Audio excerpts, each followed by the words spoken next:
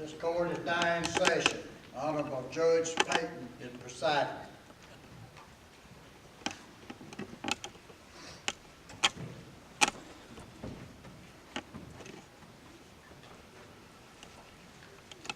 Does anyone have anything to say before I pronounce judgment today?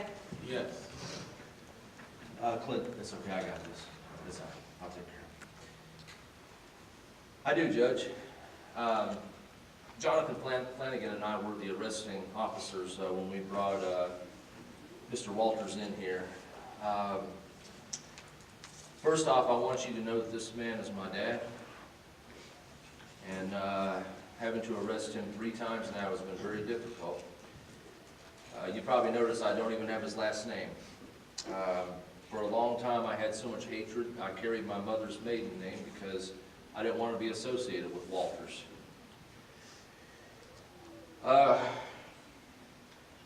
Judge, I need to confess something. Part of the reason this man's in here at this particular type of a trial is because he was accused of selling drugs to a minor. And that's what I put on the police report when I brought him in. I want you to know that's not so. I want you to know that I lied about that. And I said that because I knew that it would be a harder charge and probably send him to prison, and that's what I wanted. I wanted to bring him down. But in the last 24 hours, I went through a major change of heart. My partner told me about Jesus, and I've accepted him as my Lord and Savior. And it's made a big change in my life already. I don't want to hate the man no more. I want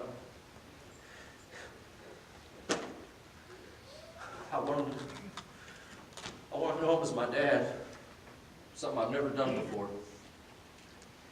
So look, whatever punishment you have for me for lying and not being truthful on that police report, I'm willing to accept that. I just want this man to be able to go free, maybe on probation, and I want to build a relationship with him. Officer Patterson, I admire your integrity to come before my court today and to give this testimony.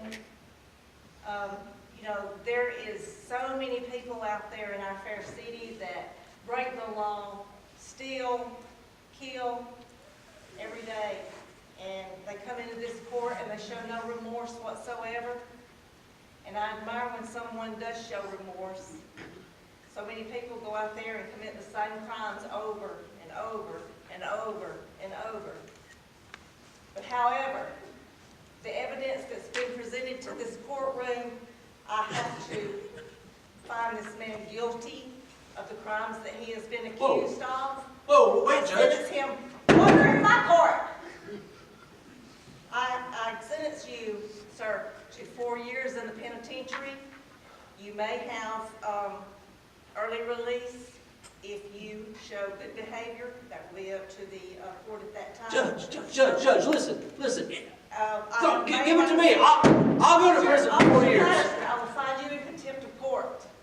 Also, Officer Patterson, you are to present yourself to the police station and to turn in your badge and your gun. Court is adjourned.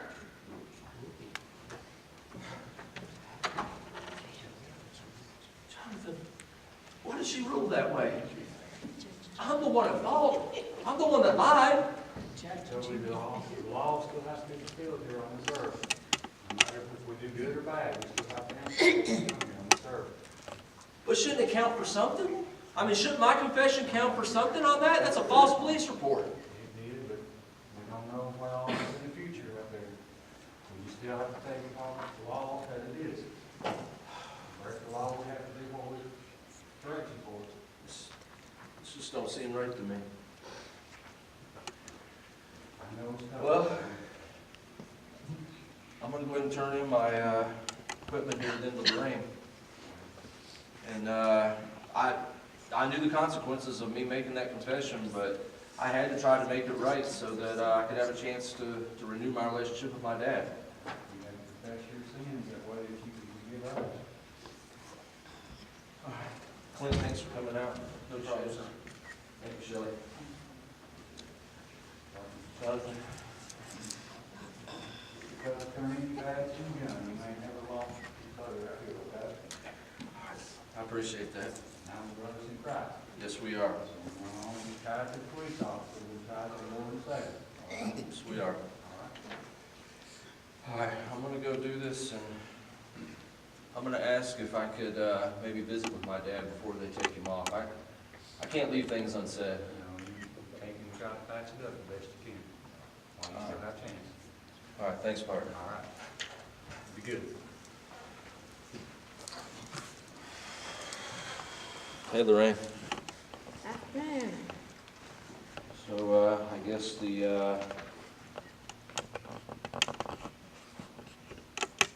the judge sent over the paperwork, about what happened. She did. I hate to hear it. Well, I'm sorry to bring such a reproach on the, department like that, but, you know, at the time, I wasn't in my right state of mind, but I'm in a lot better state of mind now, thanks to a little story Jonathan told me about the elephant and the mouse. You know, it really laid everything in perspective for me, and he's right. My problems are so small compared to God. That's right. Do you think it's possible I could maybe visit with my dad before they take him off to the prison? Yeah, let me see what I can do. I'll get them to take him to the visitation booth. Okay, I'll wait over there for him. Bailiff, can you take the prisoner to the visitation booth, please?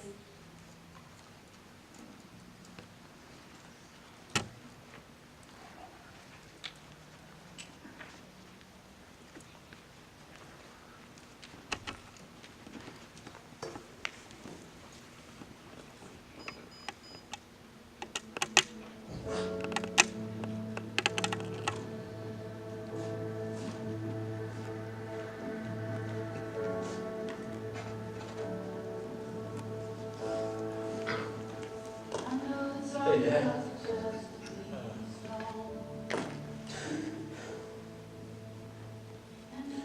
I'm sorry about what happened. I'm sorry I told that lie. I guess none of that really makes a whole lot of difference now, does it?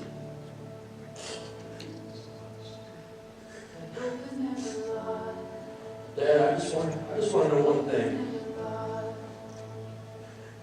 Did you leave home for something I did? Did I do something wrong? No, son, just, there wasn't much of a father no how. I just got out dealing drugs. Just something I did. Why would you choose that over me and Mom? You know, we didn't get to go fishing or any of the things that normal fathers and sons do. You know, I guess when I grew up, my father, he never much to me. I guess I didn't make a very good dad. What I did. Well, look, I want you to know that I have God in my life now. I accepted Christ as my Lord and Savior. And had I done that a week ago, I never would have made that lie about you. I know that you didn't sell to the minor, and I don't know why the judge wouldn't accept my confession. Well, son, they sent me my own number. Previous time to this, a young girl come to the drug house. And I sold her some drugs, some LSD. She got so messed up that it bothered me. And really tore me up, and I went and told the judge myself. I went and told her that I did sell to a minor. So that's why she convicted you. It wasn't because of my lies, it was because of your confession. I believe it's more my confession, son. Dad, Wasn't nothing you did. Dad, that's one of the most honorable things I've ever known you do. And I know that took a lot of courage for you to do that, knowing what the consequences would be. I just want to rebuild our relationship, you know? When you get out of here, before you get out of here, I want to come visit you all the time. I want you to consider accepting Christ. He's the only way out, Dad. He's the only way out of all of our problems. There is no other way except Jesus Christ.